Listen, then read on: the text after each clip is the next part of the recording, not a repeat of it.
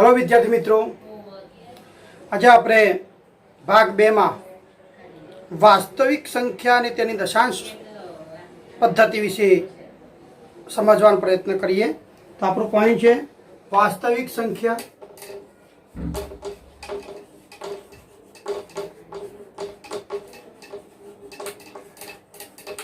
અને તેની દશાંશ અભિવ્યક્તિ।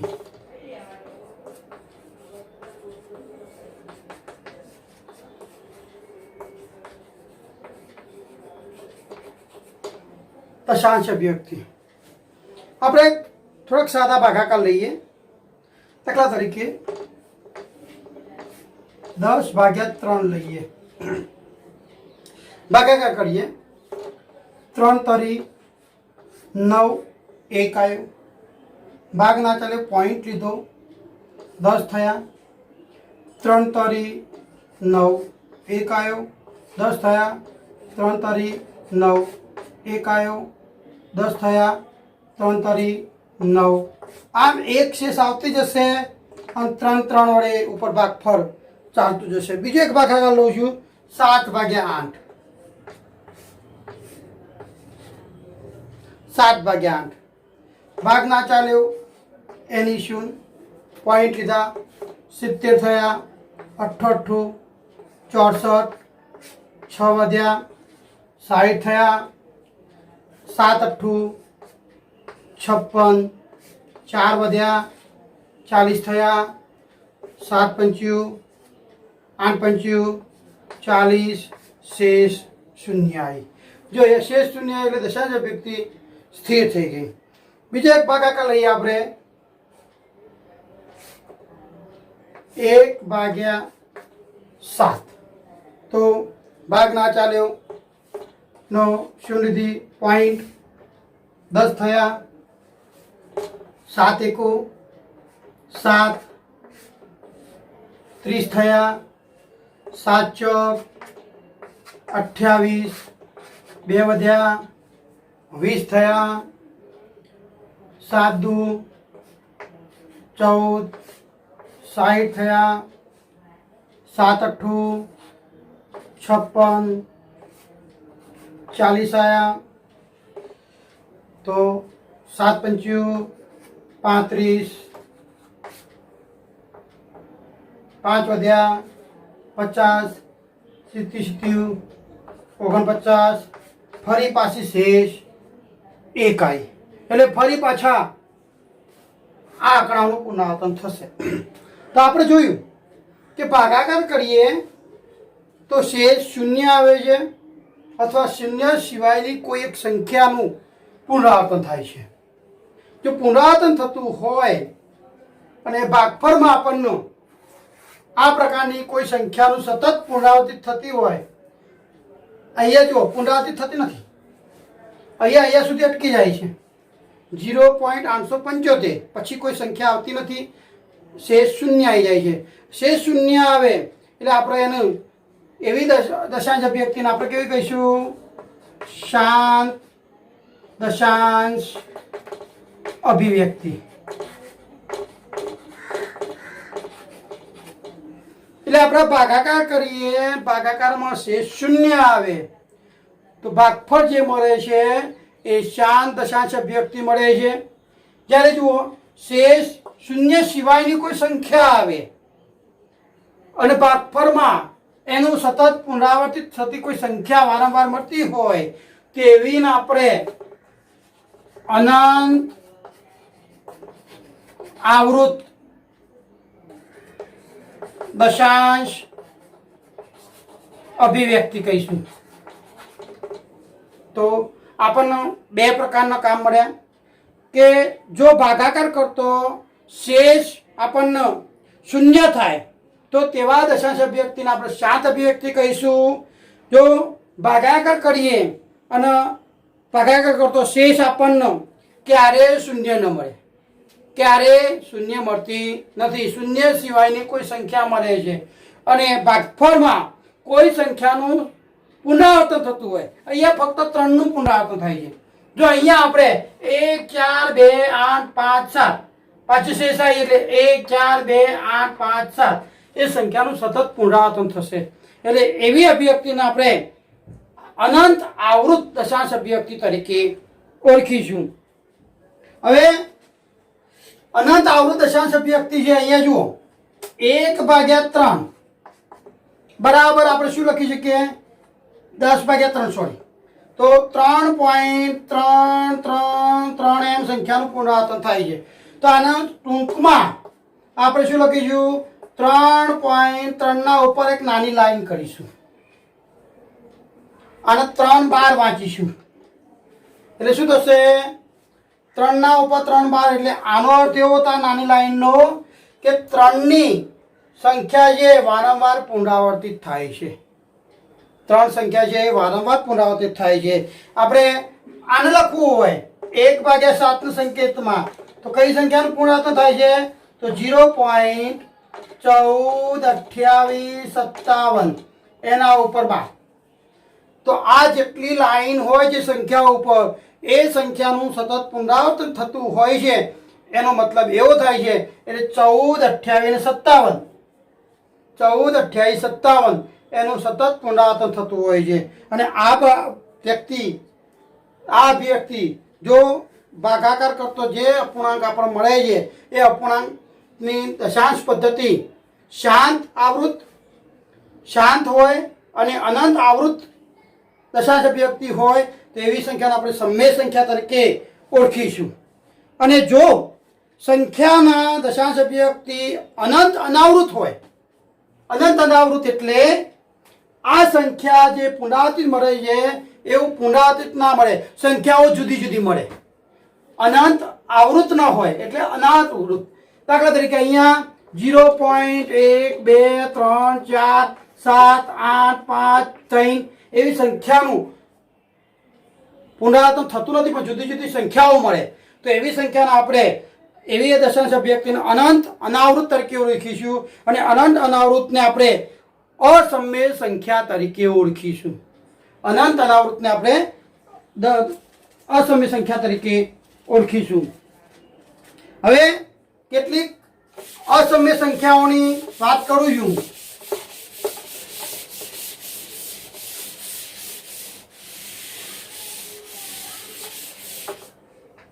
દાખલા તરીકે આપણે જાણીએ છીએ વર્ગમૂળમાં 2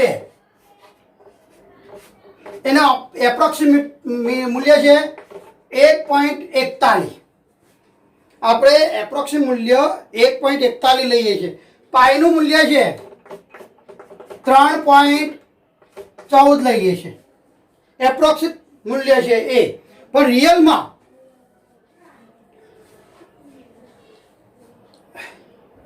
રિયલમાં આપણને પાઈનું મૂલ્ય છે જોવા જઈએ વર્ગમૂળ 2 નું મૂલ્ય છે તો એ કંઈક આવી સંખ્યા છે 421 ઘણી બધી દશાંશ અભિવ્યક્તિ છે 356 273 0 આવી કંઈક લાંબી સંખ્યાઓ મળે છે જ્યારે 3.14 નું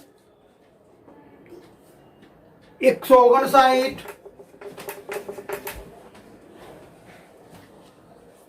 265 358 આવી કંઈક સંખ્યા મળે છે તો આપણે શું કરીએ છીએ પેલી બે સંખ્યાઓ નો ગણતરીમાં લીધું છે તે વર્ગમૂળ 2 નું એપ્રોક્સિમેટ મૂલ્ય કેટલું છે 1.41 બાકીની સંખ્યાને આપણે ગણતા નથી પણ ખરેખર મૂલ્ય કેટલું છે આનાથી કંઈક આગળ સંખ્યાઓ છે આ અનંત અનાવૃત છે એટલે સતત ચાલે જ જશે આ પાઈનું મૂલ્ય પણ અનંત આમ પાઈ બરાબર આપણે 22/7 લઈએ છીએ આમ 22/7 કિંમત આપણે જોવા જઈએ તો અનંત આવૃત મળે છે એટલે તમે કહો સાહેબ અહીંયા પાઈનો અસમ્ય સંખ્યા કીધી પાઈનો 22/7 મૂલ્ય સમ્ય સંખ્યા મળે છે તો અહીંયા એના સાથે આપણે પાઈનું કમ્પેરિઝન કરવાનું નથી પણ પાઈ એ અસમ્ય સંખ્યા છે આપણે 3.14 159 265 એમ અનંત સુધી સંખ્યાઓ આવતી જતી હોય છે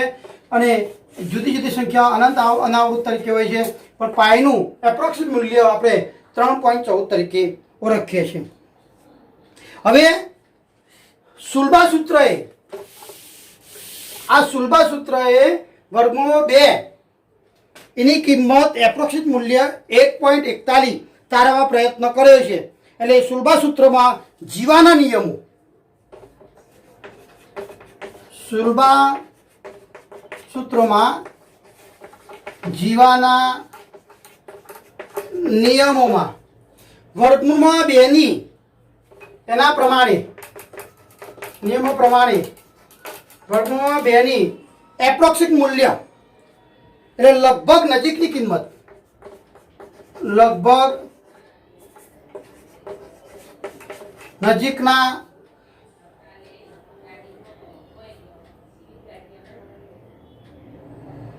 કિંમતની વાત કરીએ તો જુઓ, સુલભા સૂત્રએ શું કર્યું? વર્ગમૂળમાં 2 બરાબર 1 વત્તા 1/3 વત્તા કૌંસમાં 1/4 ગુણ્યા 1/3 વત્તા ઓછા કૌંસમાં 1/34 ગુણ્યા 1/4 ગુણ્યા 1/3. સુલભા સૂત્રોએ આ રીતે વર્ગમૂળ 2 ની કિંમત લગભગ નજીક પહોંચવા પ્રયત્ન કર્યો છે. તો એનું સાદુરૂપ આપીએ, 1/3 નું સાદુરૂપ આપણે જાણીએ છીએ 0.0333 એમ અનંત સુધી છે, વત્તા 1 1/12.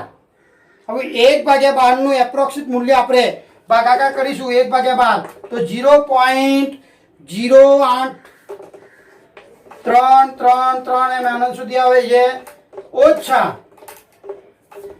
1/34 ગુણ્યા 1/4 ગુણ્યા 1/3 એનું એપ્રોક્સિમેટ મૂલ્ય 0.0000245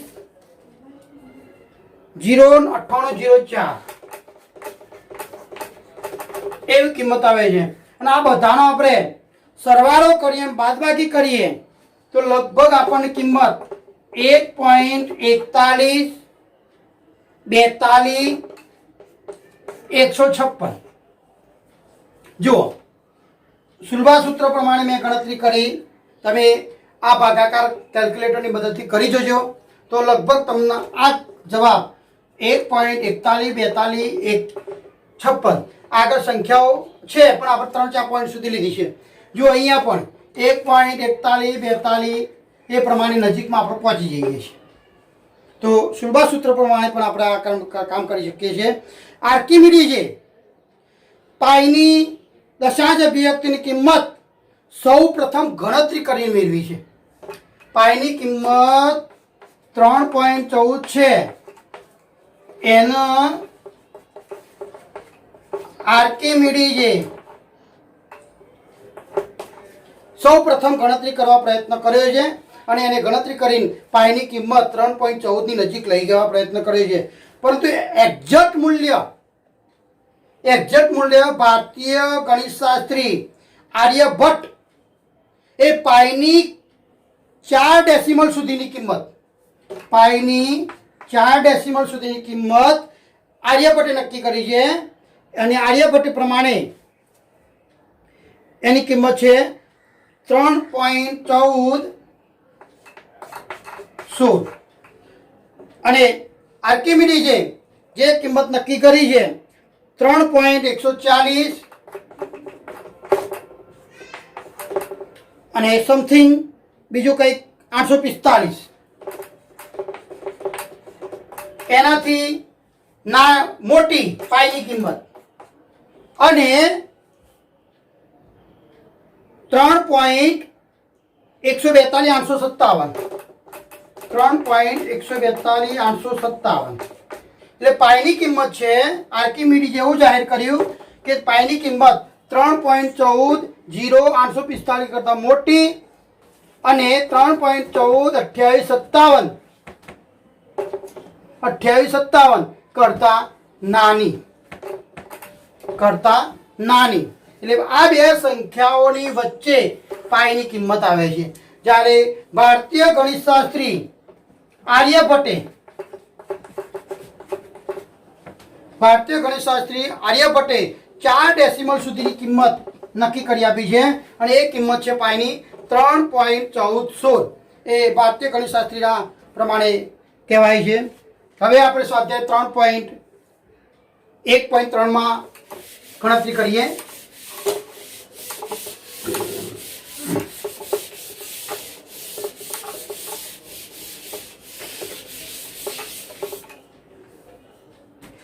સ્વાધ્યાય 1.3 એમાં દાખલા નંબર 1 તમે તમારી રીતે એ દશાંશ અભિવ્યક્તિ શાંત અનંત કે અનાવૃત છે કે નહીં એ તમે ભાગાકાર કરી મેળવજો। હું એક્ઝામ્પલ 2 ની ગણતરી કરાવું છું। એક્ઝામ્પલ 2 માં તમને 1/7 ની કિંમત આપી છે। 1/7 ની કિંમત છે 0.142857 ઉપર 12 છે। આ પ્રમાણેની કિંમત તમને આપેલી છે અને તમારે એના ઉપરથી 2/7 3/7 4/7 5/7 અને 6/7 ની કિંમત શોધવાની કીધી છે। તો જોઈએ આપણે એમાં 1/7 બની કિંમત આપી છે 0.142857 142857 એમ અનંત સુધી આપણે જાણીએ છીએ। આ બારનો અર્થ ઉપર લાઈન દોરેલી છે એટલી સંખ્યાનું વારંવાર પુનરાવર્તિત થાય છે અનંત આવૃત તરીકે છે। હવે આપણે આ સંખ્યાનું પુનરાવર્તન કરવું છે તો 2 ગુણ્યા 1/7 થાય બરાબર 2 ગુણ્યા 0.142857 સંખ્યાનું પુનરાવર્તન થતું હોય અને આનો ગુણાકાર લઈએ, આનો ગુણાકાર કરીએ તો જુઓ 142857 ગુણ્યા 2 કરીએ તો 7 દુ 14 વધી 1 5 દુ 10 ને 1 11 વધી 1 8 દુ 16 ને 1 17 વધી 1 2 દુ 4 ને 1 5 4 દુ 8 1 દુ 2 તો કેટલો આવ્યો 0.285714 એમ અનંત સુધી આવે। એ પ્રમાણે વિચારીએ તો 3 ગુણ્યા 1/7 થાય 3 ગુણ્યા 0.142857 એ સંખ્યાનું પુનરાવર્તન થતું હોય અને એનો જવાબ આપણને મળશે 0. તમે ગુણાકાર કરી જોજો 14 42 85 71 આ 3 આની સાથે મલ્ટીપ્લાય કરજો એટલે તમને જવાબ આવશે 0.4285 71। એ પ્રમાણે આપણે 4/7 લેવો તો 4 ગુણ્યા 1/7 તો 4 ગુણ્યા 0.142857 તો 4 ગુણાકાર કરીએ તો આપણને જવાબ મળે છે 0.5714 એ સંખ્યાનું પુનરાવર્તન થતું જોવા મળશે।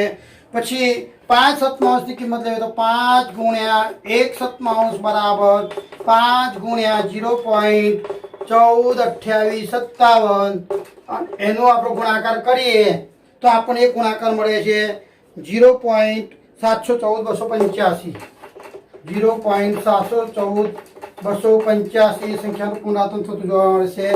6 ગુણ્યા 1/7 લઈએ તો 6 ગુણ્યા 0.142857 સંખ્યાનું ગુણાકાર કરીએ તો આપણે ગુણાકાર 857 142 એટલે 0.857 સંખ્યાનું પુનરાવર્તન થતું જોવા મળશે। હવે પરીક્ષામાં દાખલો આ રીતે પૂછાતો હોય છે, ઘણી વખત પૂછાયો છે એટલે 1/7 ની કિંમત આપી હોય એના ઉપરથી તમારે આ કિંમતો મળવા કરવાનું કંઈ જ નથી। એ સંખ્યા વડે આ સંખ્યાનો ગુણાકાર કરો એટલે તમને એ જવાબ ક્રમશઃ મળતા જાય છે। એક્ઝામ્પલ 2 પૂરો થયો। હવે એક્ઝામ્પલ 3 આપણે પીએફ પણ ક્યુ સ્વરૂપ મેળવવાનું છે। નીચેની સંખ્યાનું પીએફ પણ ક્યુ સ્વરૂપ મેળવો હું એક દાખલો ગણાવું છું, બીજા દાખલા તમારે ઘરેથી ગણવાના છે. તો એમાં છે 0.612 ને P/Q સ્વરૂપમાં મેળવો. જો આ પ્રકારનું હોય તો આપણે જાણીએ છીએ કે અહીંયા કેટલી સંખ્યાનું પુનરાવર્તન થાય છે? 6. એક જ અંકનું સતત પુનરાવર્તન થતું જોવા મળશે. એટલે આપણે શું કહી દેવાનું? ધારો કે x બરાબર 0.612 એટલે કે 0.666 એમ અનંત સુધી પુનરાવર્તન થતું જોવા મળે છે. હવે કેટલી સંખ્યાનું પુનરાવર્તન થાય છે? 1. તો આપણે એક જેટલી સંખ્યાનું પુનરાવર્તન થતું હોય એટલી સંખ્યા એકના પાછળ 2 મીંડા મૂકી દેવાના. એટલી સંખ્યામાં એકના પાછળ મીંડા મૂકવાના. અહીંયા એક સંખ્યાનું પુનરાવર્તન થાય છે એટલે 10 વડે મલ્ટીપ્લાય થશે. 10x બરાબર 10 કૌંસમાં 0.666 એમ. એટલે અહીંયા કારણ લખીશું 10 વડે ગુણાકાર કરવાનો છે. જો બે સંખ્યાનું પુનરાવર્તન થતું હોય તો 100, ત્રણ સંખ્યાનું પુનરાવર્તન થતું હોય તો 1000. એ પ્રમાણે મગજમાં તમારે વિચાર કરી રાખવાનો. તો 10x બરાબર 10 વડે મલ્ટીપ્લાય કરીએ તો 6.666 એમ અનંત સુધી આવશે. હવે આનું આપણે વિભાજન કરી દઈએ. 6 વત્તા 0.666 એમ. તો આ બેનો સરવાળો કેટલો મળે? આ મળે. હવે 0.66 બરાબર તો આપણે શું મૂક્યું છે? x. માટે 10x બરાબર 6 વત્તા x. આ x અહીંયા આવશે એટલે 10x માઇનસ x બરાબર 6 આયા. તો 9x બરાબર 6 માટે x બરાબર 6/9 બરાબર 2 ગુણ્યા 3 કરીએ એટલે 6 આવે. 3 ગુણ્યા 3 કરીએ એટલે 6 આવે. 3 3 ઉડી જાય, વધ્યા કેટલા? 2/3. માટે આપણને x ની કિંમત કેટલી મળી? x બરાબર 2/3. P/Q સ્વરૂપ કેટલું આવ્યું? 2/3. ફરી એક વખત હાઇલાઇટ મગજમાં કરી લઈએ કે ભાઈ કોઈ સંખ્યાનું પુનરાવર્તન P/Q સ્વરૂપ મેળવવાનું હોય તો આપણે શું કરીશું? ધારો કે x બરાબર 0.612 બરાબર 0.666 નું પુનરાવર્તન, જેટલી સંખ્યાનું પુનરાવર્તન થતું હોય એક સંખ્યાનું પુનરાવર્તન થાય છે અહીંયા તો 10 વડે, બે સંખ્યાનું થતું હોય તો 100 વડે, ત્રણ સંખ્યાનું થતું હોય તો 1000 વડે. તો 10x બરાબર 10 ગુણ્યા 0.666 આનો ગુણાકાર કરીએ તો 6.666 આવે. તો બરાબર આનું સરવાળાનું વિભાજન કરીએ છીએ. 6 વત્તા 0.666 અનંત સુધી. અને 0.66 ના આપણે અહીંયા શું કીધું છે? x. તો 6 વત્તા x માટે 10x માઇનસ x બરાબર 6 માટે 9x બરાબર 6 માટે x બરાબર 6/9. એનું સાદુરૂપ આપીએ એટલે 2/3 આવે. એટલે x બરાબર કેટલા આવ્યા? 2/3. હજુ એક વધુ ઉદાહરણ હું લઉં છું, તમને સરળતાથી ખ્યાલ આવે. બીજું એક ઉદાહરણ લઉં છું, દાખલો ગણું છું. એનો બીજો 0.001 ઉપર 0.001 તો બરાબર શું થશે? 0.001 એમ સંખ્યાનું સતત પુનરાવર્તન થતું જોવા મળશે. કેટલી સંખ્યાનું પુનરાવર્તન થાય છે? 1, 2 અને 3. 3 સંખ્યાનું પુનરાવર્તન થાય છે એટલે આપણે કેટલા વડે મલ્ટીપ્લાય કરવાના? 1000 વડે. તો માટે 1000x બરાબર 1000 ગુણ્યા 0.001 એમ પુનરાવર્તિત થતું જોવા મળશે. બરાબર આનું કેટલા પોઈન્ટ કરશે? 1, 2 અને 3. એટલે 1, 2 અને 3 આગળ આવશે એટલે 1.001 એમ તમને જોવા મળશે. આનું વિભાજન કરીએ તો બરાબર 1 વત્તા 0.001 એમ અનંત સુધી. માટે 1000x બરાબર 1 વત્તા આની કિંમત કેટલી આવશે? x. માટે આ x આ બાજુ આવશે 1000x માઇનસ x બરાબર 1.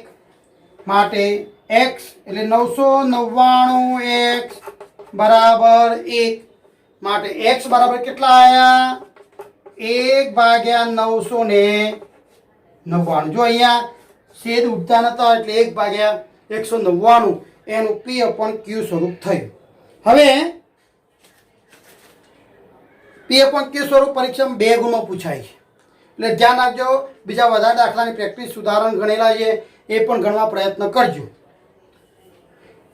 નવો એક્ઝામ્પલ કોઈ પણ બે સંખ્યા વચ્ચેની અસમ્ય સંખ્યા મેળવવાની છે અહીંયા તમને દાખલો આપેલો છે સમય સંખ્યાઓ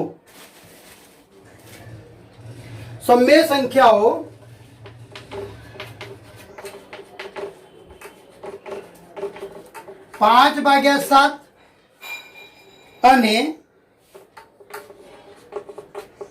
9/11 વચ્ચેની ત્રણ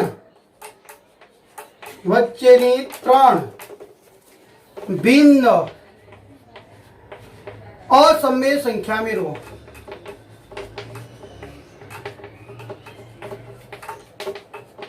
તો આ અસમ્ય સંખ્યા મેળવવા માટે 5/7 એનો ભાગાકાર કરીએ આપણે 5/7 એનો ભાગાકાર કરીને એનું 4-5 દશાંશ સુધીનું મૂલ્ય મેળવવા પ્રયત્ન કરવાનું તો આપણે આગળ ગુણાકાર કર્યો તો 5 × 1/7 યાદ હોય તો એ કિંમત આપણને મળી હતી 0.714 2857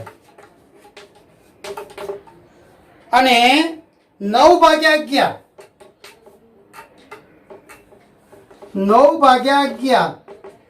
એનો ભાગાકાર કરવા પ્રયત્ન કરીએ તો 9/11 તો જુઓ ભાગ ના ચાલ્યો 90 થયા એટલે 0 પોઈન્ટ તો ખરા જ આપણા ભાગ ના ચાલે 90 11 88 કેટલા આયા 2 એટલે 20 થયા પાછો જવાબ આવ્યો 11 11 9 આયા 90 થયા 11 88 2 આયા 20 થયા 11 11 પાછા 9 આયા 90 એટલે આ પ્રમાણે આ સંખ્યાનું પુનરાવર્તન થતું જોવા મળે છે કારણ કે આપણે સમય સંખ્યા કીધી છે 0.81 આ બે સંખ્યા હવે આપણે આના વચ્ચેની સંખ્યા અસમ્ય સંખ્યા એટલે કોઈ સંખ્યાનું પુનરાવર્તિત થતું ન હોય એવી સંખ્યા વિચારવાની હવે કઈ બે 0.7142857 અને 0.81 એના વચ્ચેની અસમ્ય સંખ્યા વિચારીએ તો 5/7 અને 9/11 વચ્ચેની ત્રણ અસમ્ય સંખ્યાઓ તમને જે ગમે એ લખી શકો પણ યાદ રાખવાનું જે સંખ્યાનું સતત પુનરાવર્તન ના થયું જોઈએ અસતત હશે ચાલશે તો હું લખું છું એ પ્રમાણે જુઓ 0.750 75 પછી 2 મીંડા 75 પછી 2 3 શૂન્ય 75 પછી 4 શૂન્ય આમ અનંત સુધી વિચારો જો અહીંયા સતત પુનરાવર્તન નથી અસતત છે 75 પછી 1 શૂન્ય છે 75 પછી 2 શૂન્ય છે 75 પછી 3 75 પછી 4 પછી 75 પછી 5 એમ અસતત આવે છે એટલે આ કેવી કહેવાય અસમ્ય સંખ્યા બીજી અસમ્ય સંખ્યા વિચારું છું 0.76 70 76 700 76 7000 76 4 મીંડા પાછળ જુઓ અહીંયા પણ 767 પછી 1 મીંડું છે 767 પછી 2 700 પણ યાદ રાખવાનું આપણે રેન્જ કઈ આના વચ્ચે રહેવી જોઈએ એનાથી ઉપર નીકળી ના જવી જોઈએ આનાથી નીચે ના જવી જોઈએ ત્રીજી સંખ્યા લખું છું 0.80 800 8000 80000 આમ વિચારતા જઈએ તો તમને એ સંખ્યા મળશે જો 81 થી નીચે અને 750 આનાથી નીચે, તો એ આનાથી મોટી, આનાથી મોટી અને આનાથી નાની 3 સંખ્યા આપણે મળી. 1 2 3. જેટલી વિચારવી હોય એટલી વિચારી શકાય. તમે તમારી રીતે પણ સંખ્યા વિચારજો, પણ એક યાદ રાખવાનું, સંખ્યાઓનું અસતત રીતે પુનરાવર્તન થતું હોવું જોઈએ, સતત રીતે હોવું જોઈએ નહીં.